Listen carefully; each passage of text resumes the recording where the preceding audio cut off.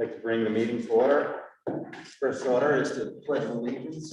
The pledge allegiance to the flag of the United States of America, and to the republic for which it stands, one nation, under God, indivisible, with liberty and justice for all.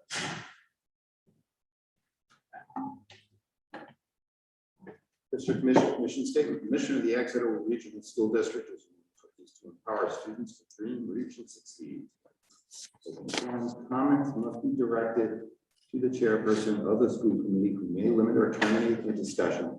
No comment should address personnel, litigation, negotiations as restricted by the open meetings regulations.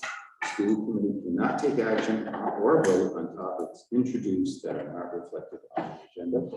There is no one in the audience. Jim, could you please read the consent agenda? Yes. First, if we could pull under B, personnel items, number 1A, that appointment is not going to happen, so if we could pull that. The consent agenda includes the regular meeting minutes of September 28th. They were tabled at the last meeting. Regular minutes from October 12th, executive session minutes from October 12th. We have one personnel item. It's actually an increase of an existing teacher, and that is due to a retirement of a part-time teacher. So this person is just filling the remainder of this spot. We have some resignations for the purpose of retirement, monthly bills, and some homeschool approvals that have gone through the process that they're required to go through. Do any of the members want anything on the consent agenda pulled for discussion? Yes. Member Bandy. We think to pull the regular meeting minute of October 12th and executive session minutes of October 12th due to absence. So you want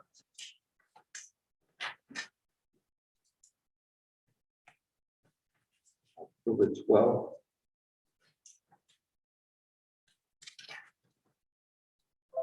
And you want the executive minutes? Yeah. Minutes. Anyone else? Member Pandy, what's your concerns regarding the executive session minutes? So I just want to have a vote on separately because I was absent, so I can vote on the consent agenda. If you want to respond to me, I can't hear. I said I pulled them because of absence. She was absent. Oh. Yeah, it reflects that, correct? Okay. And also on the October 12th, is that the same issue? Okay. So I would like the September 28th meeting minutes pulled. And specifically, I had this retained from the last meeting because there was a statement on there regarding your point of order, Ms. Pandy. It says, Member Pandy requested the school committee vote on any future items before action is taken on the district. Now, that was on a point of order that I did not recognize that you brought forward to the chair. And for the benefit of the new members of the school committee, when you choose to use a point of order, you are attempting to get the attention of the chair and potentially have a ruling either for or against your point of order. So as part of that exercise, excuse me, as part of that exercise, I'd like to bring to your attention, Member Pandy, that again, that when you request a point of order, you have to address the chairperson and not the school committee at large.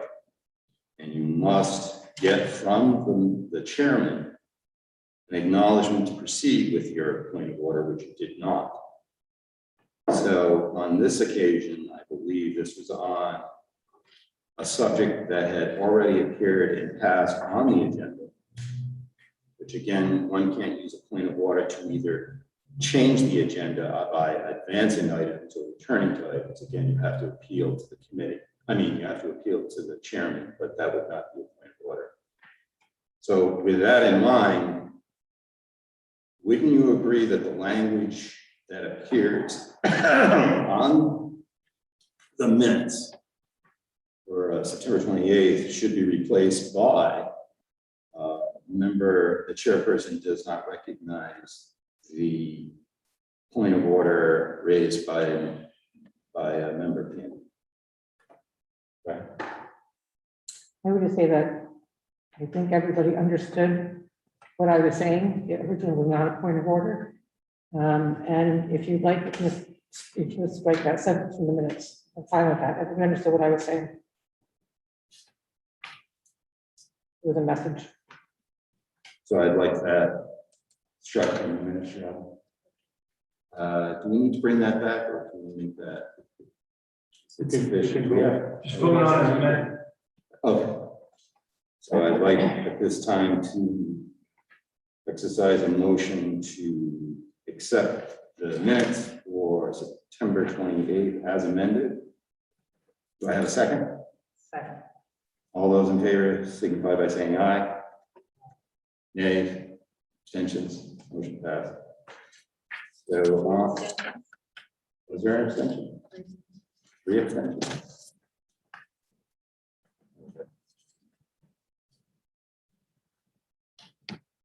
There's 3 abstentions. So now we need a motion to accept the executive minutes, the executive session minutes of October 12th. Second. Questions or comments from the membership? None. All those in favor of accepting the minutes, the executive minutes of October 12th, signify by saying aye. Aye. Nay. Abstention. Now we turn to the, is that it? There one set of minutes.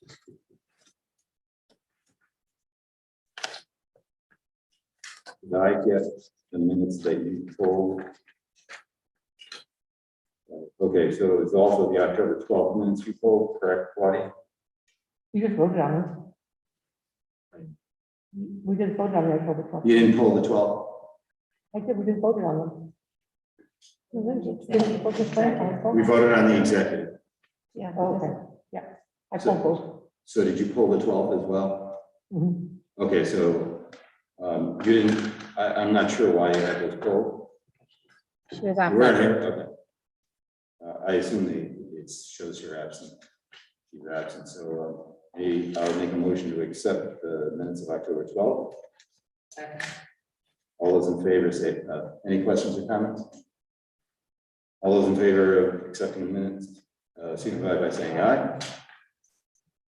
Nay, abstentions, one abstention. All right, so that brings us to.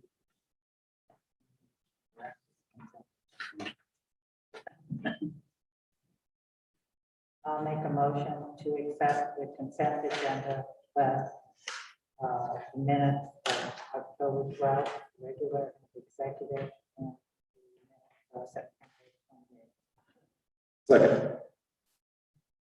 Any questions? All those in favor, signify by saying aye. Aye. Nay, abstentions.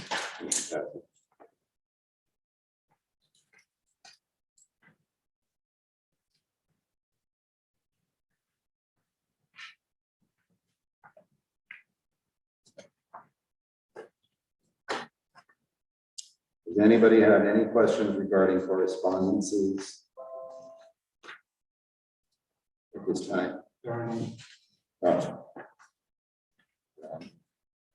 Why do I see correspondence, attendance, chair support, et cetera, et cetera, et cetera? No? I'm not looking at that one. Hey. Hello. 21-22 budget. Some photos in the packet, so again, going along as planned. We continue to watch the key areas, transportation, tuitions, everything seems to be well within budget right now. Questions or comments from the membership? Oh, just one question. Did the HVAC stuff get here? It will be lifted and put on the roof on November 6th, but we can cover that under capital project,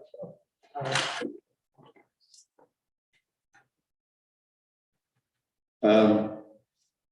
Monthly subcommittee reports? None. New business enrollments. So, does any of the members have any questions on the enrollment numbers? Let me just share one observation. Has everybody had an opportunity to look at the enrollment? So the only thing I have to say regarding the enrollment numbers is that there was a slight shift from West Greenwich to Exeter, in the sense that both towns lost students.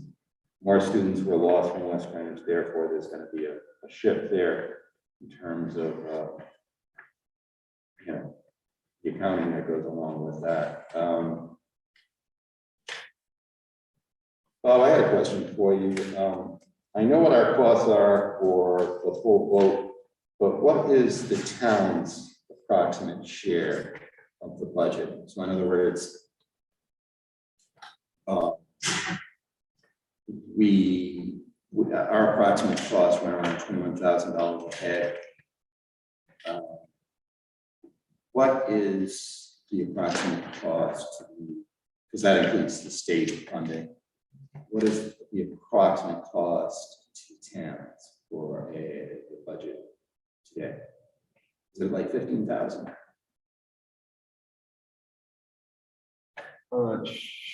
I'm not sure what you're exactly asking. Asking good. Yeah. Did. Probably am wrong.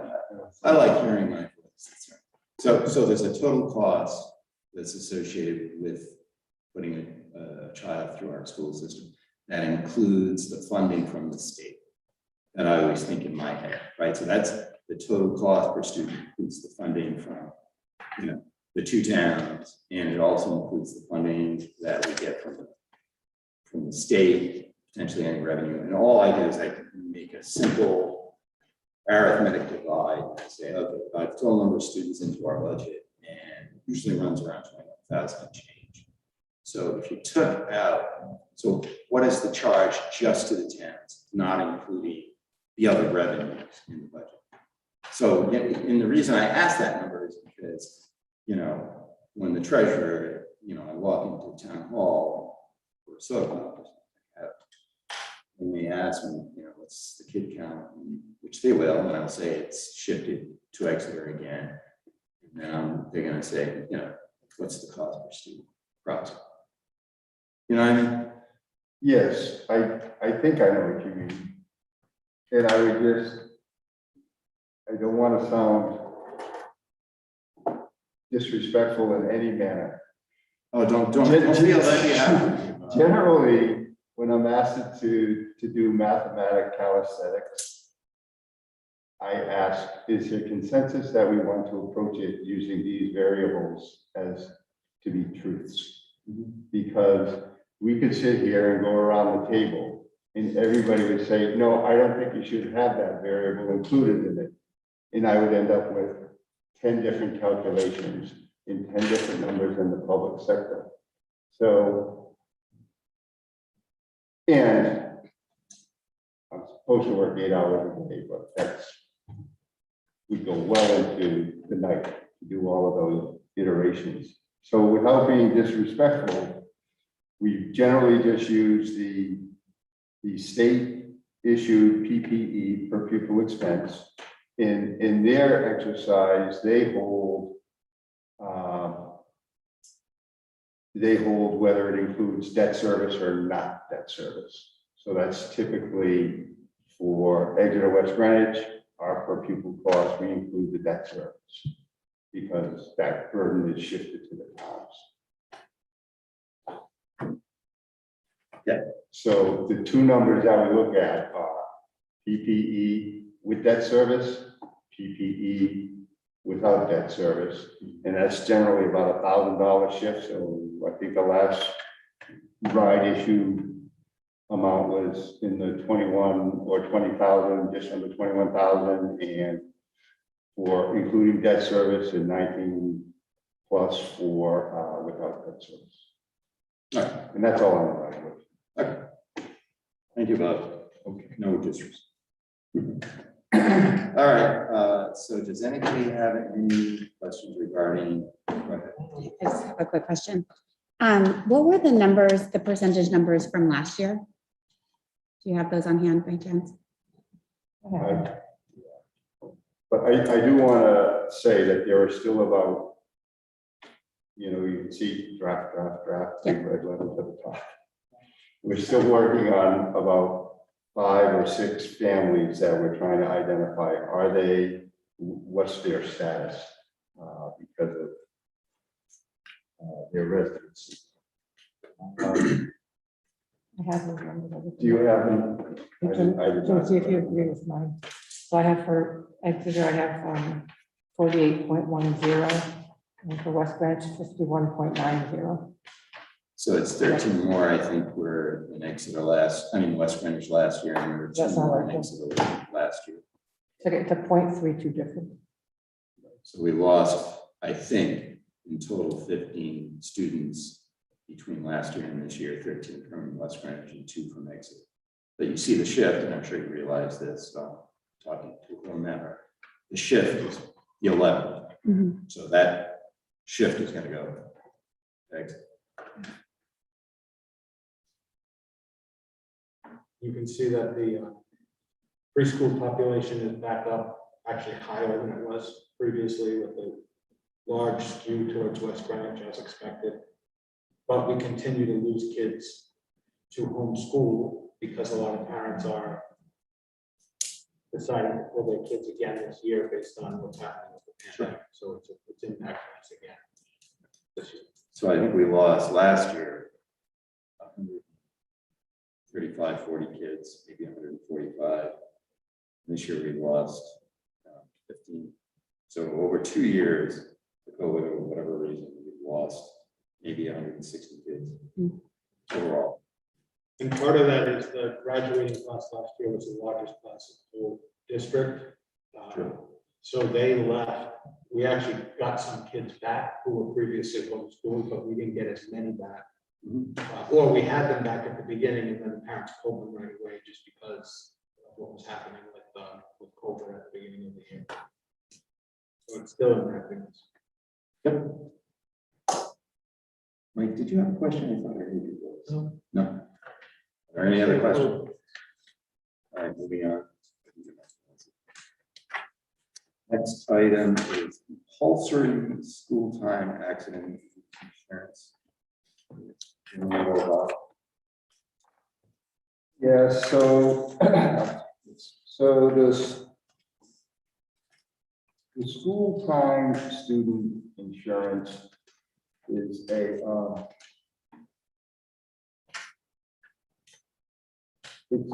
really is attracted to compulsory due to our policy, school committee policy for student athletes. And when you look at the student athletes, they comprise about 412 students of, we'll just round it off to the 1,600 students that attend EWG. And so it is school committee policy enforced by the athletic director, the coaches, and typically the junior, senior high school principals, secretaries, and the team of students. The issue that we have around, I'll just stay on the athletic insurance, is student picks up his sport or her sport not at the beginning of the year. All the messaging around student insurance is now totally lame and buried in all the other messaging that's going out to the families and to the students as as the school year progresses, student gets onto a team, may or may not have filled out all the insurance. Mom or dad may not have the full awareness of the need to have the insurance. And two bad things can happen. Junior is standing there saying you can't play because you don't have insurance, which then creates a whole nother spin up. Or junior plays and gets injured. And now the claim hits my desk and it's like, well, the student didn't have accident insurance, athletic insurance. And then we have to do another spin up in another direction. And generally, the insurance carrier will work with us as much as they can, but that has gotten tougher. So that is just roughly 400 of our 1,600 students. At the same point in time, as we all are pretty much aware, and certainly anybody who sat at the negotiation table, deductibles and healthcare coverage now have gaps, and they have much bigger deductibles that families have to meet. And that's out of pocket, and it's not planned for generally. And so even if the student has insurance, there are hard cases of, hey, is there anything we can do to try and close the gap on the deductible? If the student doesn't have insurance, which is, again, 1,200 of our students, they're out of luck. And those injuries are occurring on the playground, and they're occurring during recess, etc. The third leg of this triumvirate is that you don't go to the doctor and have them put a bandage on your finger and it gets bent back.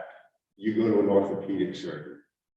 And it quickly gets into expenses that these families, again, because of their deductible, because of their gaps in insurance, it hits my desk. It averages about 2 a year. And it is, for the most part, at the junior, senior high, but it does occur at the lower levels. The total wild card this year is that there are, as you're aware, there are no chronic bus shortages across the state, probably across the nation, bus drivers and monitors. So we have our student athletes driving to their events. That is not covered. And I'm working with the dad now, whose daughter, single car accident, car was damaged, daughter's fine. And he's, you know, he's saying like, he really got my antenna perked up, you know, about like, and she has student insurance, I mean, athletic insurance, because she's a volleyball player. So we're mitigating it that way, but it did raise the bigger issue of what's the liability here. So I began to work with our insurance provider, who I included the correspondence, and you know, for less than $10,000, the students, every student in the district is insured. There's no administrative work involved in it, and there's no, you know, it is if you read it. It is excess insurance, so if you have insurance, you know, they pretty much they gotta broker it between the student insurance and their healthcare insurance and their personal insurance. But it takes it out of the administrator's hands, and it allows us to concentrate on what's the true cost of students going to our district, as opposed to playing insurance carrier. So for less than $10,000, I presented to the committee. You can choose to approve or not approve. I think on a budgetary, as a percent of the budget, it's minuscule, but it could save us a lot of heartache and headache in the long run and demonstrates we're doing our due diligence. And we could certainly revisit it periodically. But I think with the chronic bus shortage, there's a risk out there for us, for a student who who's driving somewhere and if something bad happens, we want to be on the record of, right, not kind of head in the sand. I think actually it's very good sense because of what's going on in the bus.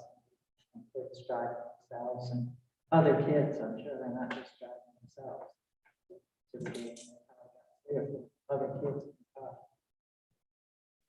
And he did specifically on the, you know, I am pleased to confirm that private transportation will be allowed / covered when used traveling to and from sport events and also work-based learning activities.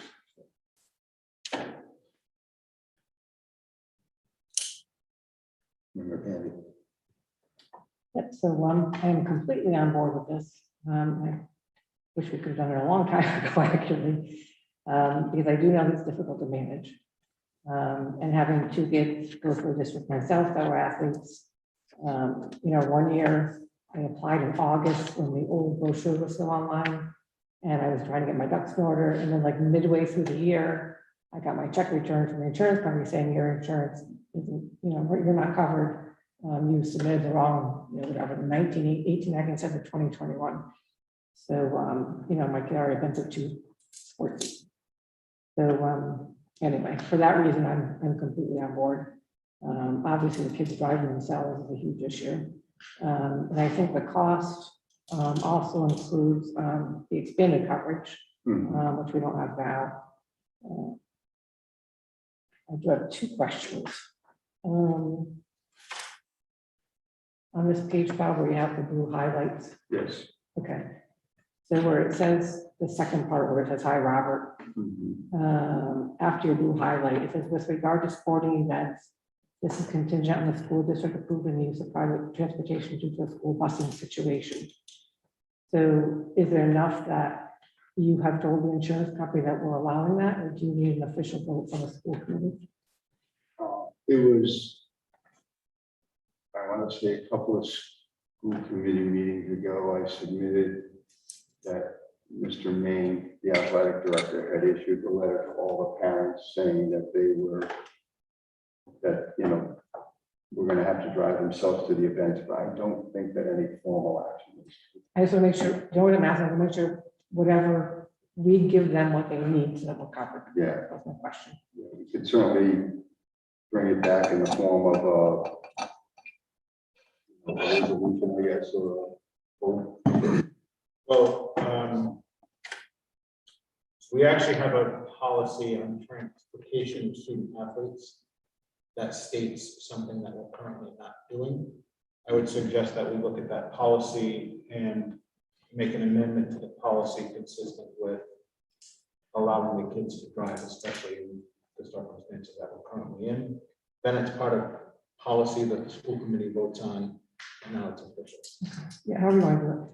I guess we should get down that ASAP. So Yeah. we have the I'll have it coverage. for the next meeting, if that's the direction that we're going. And then I have one more question, Chairman Fadden. Just want to ask Bob if you know, so there's other options of insurance on this. There's the 24-hour accident coverage and there's extended dental. Do parents ever take advantage of that stuff? I can think, so if we don't put this insurance policy on our website for parents to partake in what they choose, are we taking away 2 things that parents actually sign up for? 'Cause I'm assuming we don't get those in the policy that we're buying. the school time or the replacement. So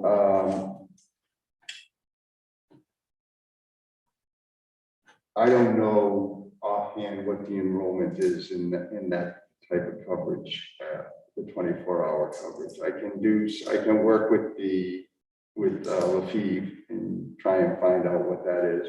We certainly could put it on here as additional insurance, just like you can buy up. But the beauty of this is that by covering all students, it's just basically it flows through the business office and this students are enrolled. No, I agree. But the 24-hour coverage, I'll explore that a little more with Tom and see what he says on that. I know that extended dental, I think those are the two that they charge extra for, so I didn't know if people took advantage of those two things. I agree, I want to take all off the plate for having to look at it, but if like a 24-hour accident coverage would benefit a family who doesn't, I don't know, who needs it, or the dental, do we want to take that option off the table? And maybe we do, I don't know, because I want to see maybe who partakes in it. Okay. Like, did we have one family choose it last year? Did we have two? I mean, if it's minimal, then maybe we just don't bother offering it. Yeah, and I'll see, let me do a little bit more. Thank you.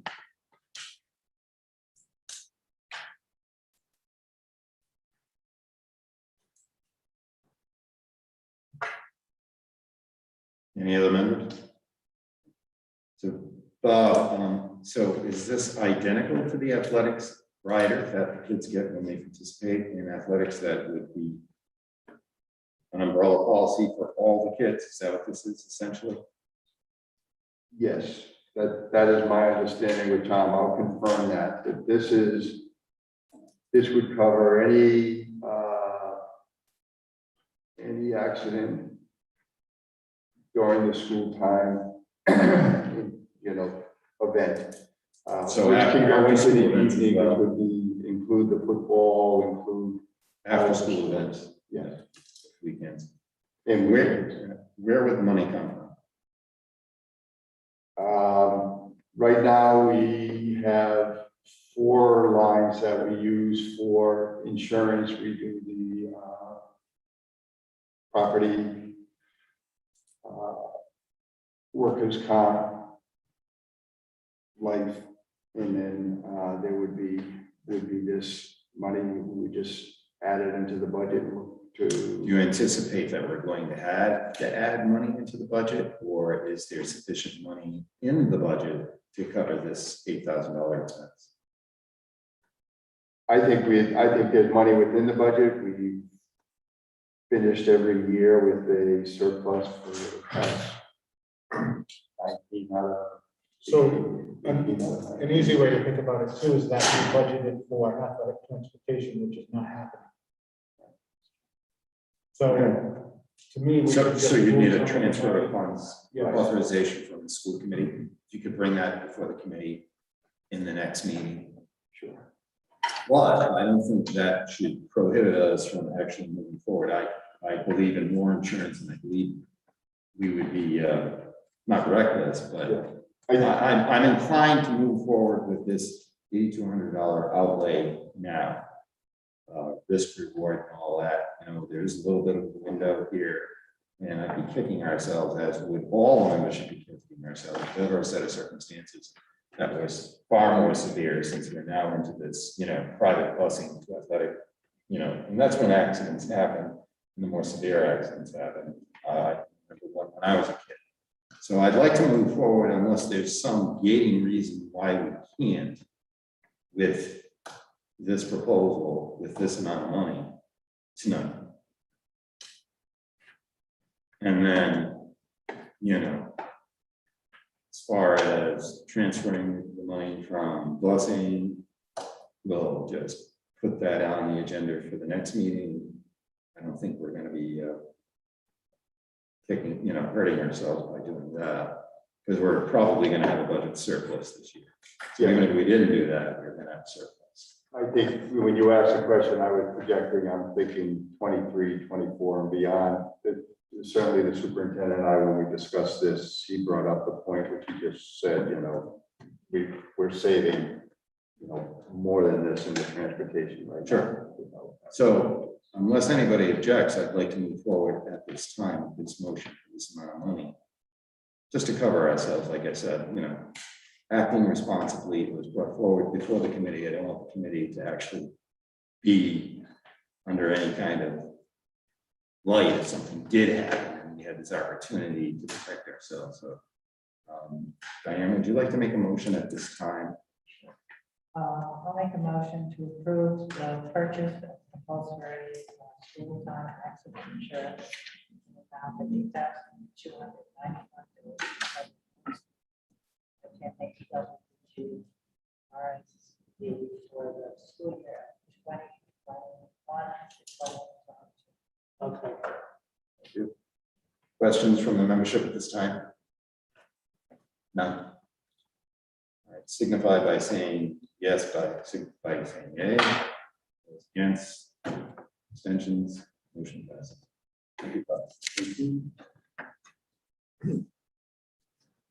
The next item is item 766. And I'd like to defer that to the next meeting in November,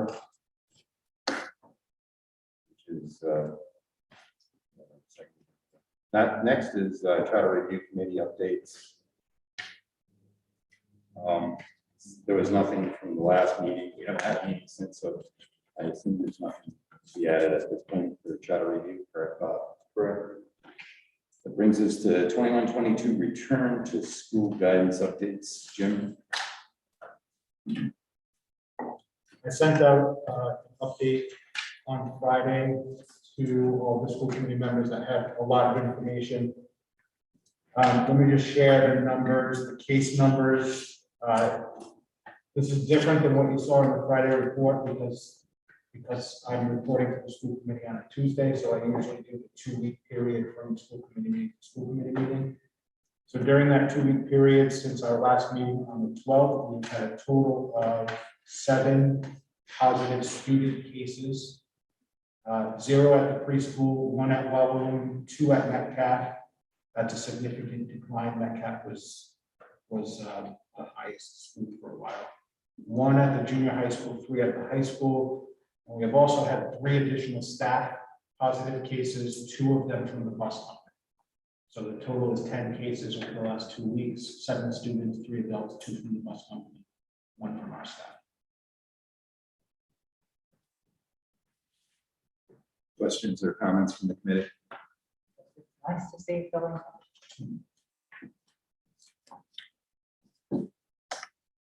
Bob Craven, this is totally off the wall, but it's who I am. I've heard that our esteemed governor is contemplating eliminating the executive order that requires masking for the month of November. Have you heard anything to that effect? I have not, but I know how to ask. All right, If you'd like to. I would. Sure. That would be good. Maybe you can bring that back with me. Half joking, but I guess I could call him on my cell phone right now. No. I can't imagine how that would read in the local paper. Yeah. I'd come out on the short end on that, I'm sure. All right, that brings us to capital project update bond discussion. So, the units shipped, yay. The final train RTU units shipped, those are the, the final pieces of the rooftop units that will tie everything in. And really allow us to start to get into the commissioning aspect of the project. The building committee is meeting tomorrow night. Mike, if you would make it, we'd have the quorum, and that would be great. That would be sweet. So that'd be great. We're going to, on the agenda is to approve requisition 4, which is under $1 million. I've seen the draft for Rec 5, which is almost all the balance minus the retainage, which is about just over $2 million. The Rec 5, which we have the month of November to address as a building committee. So they've done a boatload of work. There is a couple of things that the building committee will discuss tomorrow night, and we'll bring it back to the school committee. But they're all good things. The good thing is we're on budget. We actually have a little bit of money left over in the budget for the HVAC project, which will allow the building committee to make some decisions. But one of the things that came up as we began to bring the system activate the system. So they've done all the units, the piping, the valves, and now they're starting to charge the systems with the water, with the glycol in it. And what they're seeing is all the valves that were not designated to be replaced during this project that are leaking. And the ATC is going through, and they're leaking simply because it's a 30-year-old system. They haven't been exercised, and if you've ever tried to exercise a gate valve after not doing it in 30 years, you better have a backup plan because you're gonna get water in a lot of places. So they're identifying those valves, and those will be discussed, I believe, tomorrow night. ATC is going to provide us. Steve Bailey, as I think most people would agree, rightly so, wants those valves that were not slated to be replaced, but now that we're charging the system and we're seeing that they're leaking, and what's exacerbating it a little bit more is a water leak, not too bad. A water leak with glycol in it, not a desirable thing. Because the glycol is the integrity to make sure that on the cold nights, our systems don't freeze over, which was the issue back in 1993, when they didn't have glycol in the system and it froze. So, anyway, that will come to the school committee tomorrow night. The building committee tomorrow night, and then we're going to get into other phases, the other phases of the projects, the roofs, the site work, and the educational work for the auditorium, greenhouse, and the science lab. So we're moving forward, and really happy with the way this project is. Membership questions for Bob or Jim? Bob, what of the bond that's remaining and has to be done? What's being planned for this coming summer? The 2 roofs, the greenhouse, or It's all of it. the remainder? Reality, yeah. There's 3 packages.